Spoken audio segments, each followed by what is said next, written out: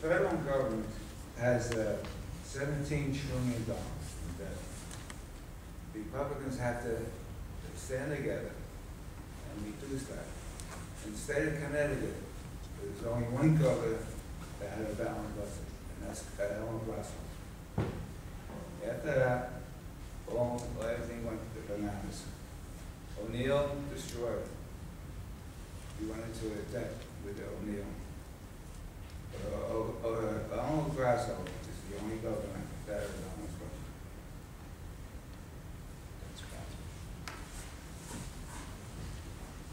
budget. Go ahead, sir. My name is Tim Matheson from Danbury. We've talked about small businesses. This gentleman over here, we've talked about big businesses. I was a part of big business for 35 years. Small business, big business, they both know how to rein in their costs. It is not easy. It takes tackling your structural design. And that means usually, in fact, almost exclusively, it doesn't matter what you talk about, General Motors and Ford or General Electric or FA 135. yeah, a small company, or ones that have left or ones that have stayed. Most of your dollars are tied to labor.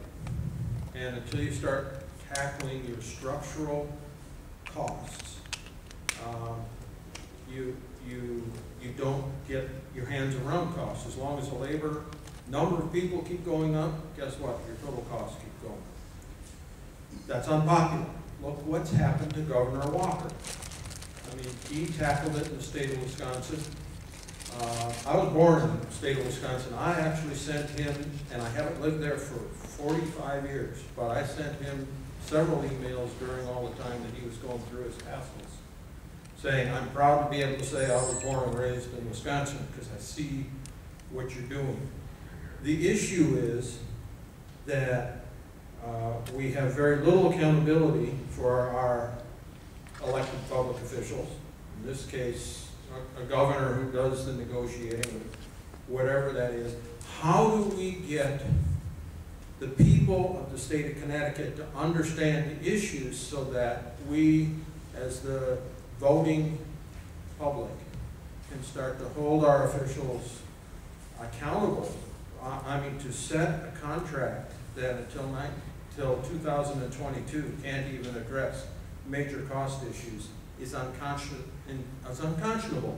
Show me one business, big, small, anywhere, that negotiates their contracts out that long.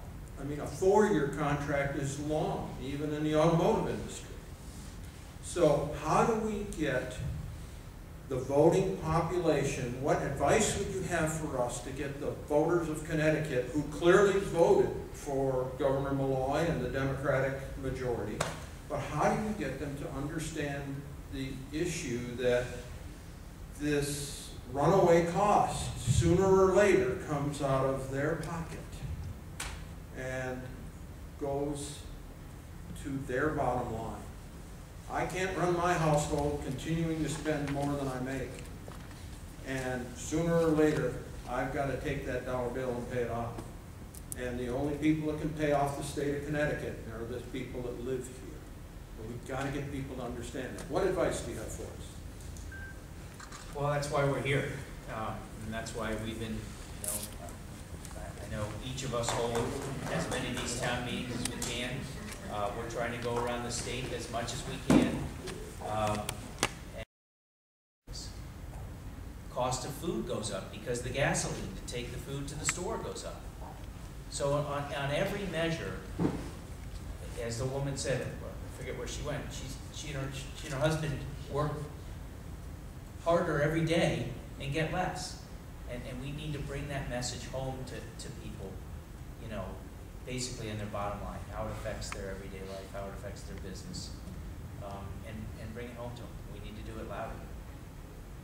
And I think we need to, instead of talking about, well, here's some cuts we're going to make to the budget, I think we need to talk about how we're going to transform the way that Connecticut does business. Again, those nonprofit social service agencies, they've been living with making efficiencies. They have a board. They have people they're responsible to answer to. They have a bottom line they can meet. They can't run a deficit every year, like, you know, governments can.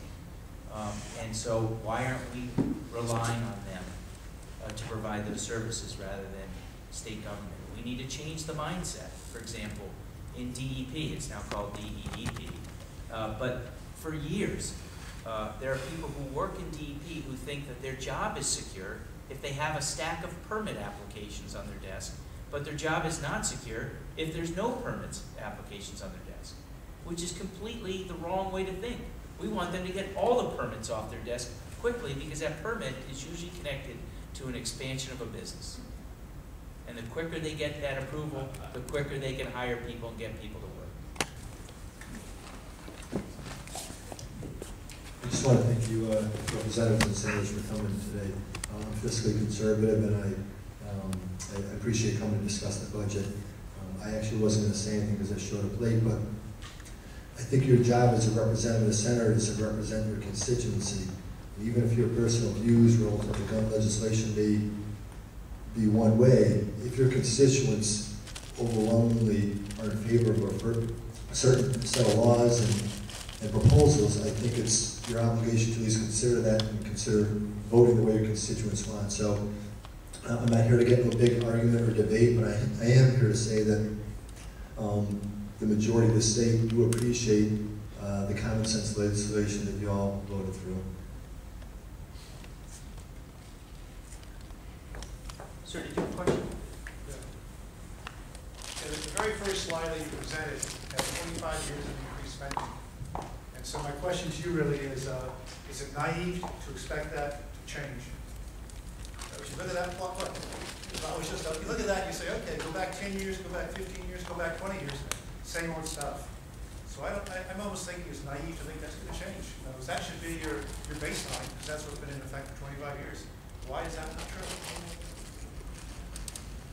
Well, you know, Ron's heard this from me in other meetings. I'm not trying to flip. I'm a Mets fan, and I think, you know, the Mets got a chance to win the division every year spring training comes around because I'm optimistic. Right. But at the end of the day, I know they're probably not. You're right. This has been going on for a long time. And I mentioned the governor's proposed changes to our constitutional spending cap definition. If it weren't for a couple of Republican governors trying to stop, the Democrats have had control of the legislature for 36 out of the last 40 years. If it weren't for that constitutional cap on spending, that red number might even be higher. So now that's not great news to hear that, but we're gonna keep fighting for what we think is the right fiscal course for the state of Connecticut, and you know that's my goal until the last day I get to represent the people I represent. So. But it seems like a worthy goal, but I'm wondering if it's realistic. You take federal government, you take state government, the rate at which their spending increase continues on and on is the baseline that you have for creating the future. And it's not a good future for that reason, but I don't see the reason why we expect it to change. Well, you know, first of all, if you go around the state and you see how some chief elected officials, mayors and first selectmen, mayor here in Danbury, Mayor Bowden, and others, are not engaging in these wild spending increases year after year after year after year. My first selectman in Easton is actually cutting spending, really cutting spending. And you look at what other local leaders are doing. Now, if they can do it at the local level, we can try to figure out a way to have it done on the state level. But it seems like we talked to that subject earlier, and it's balanced budgets coming to the local level. State level, that's not true, and obviously at the federal level, you print your own money. So I don't see that as being a realistic statement. Well, we're required by law and the Constitution to balance our budget in the state. But what do you have? Well, we're spending too much, but we also tax too much to meet that red line. I guess I see the taxation increasing with the spending because that's what's occurred in 25 years. Well, I think. I hope I'm wrong. I hope you're wrong too, and I would expect that when this session is done, or if there is no budget agreement by the end of this session, I still think we're going to hear a lot of conversations from some Democrats about the need to raise taxes, whether it's just an income tax on quote-unquote millionaires, which will end up being people who make more than $150,000 a year, we're going to hear about tax increases. Anybody we've missed? Thank you very much, everyone. Thank you. Too late, too late.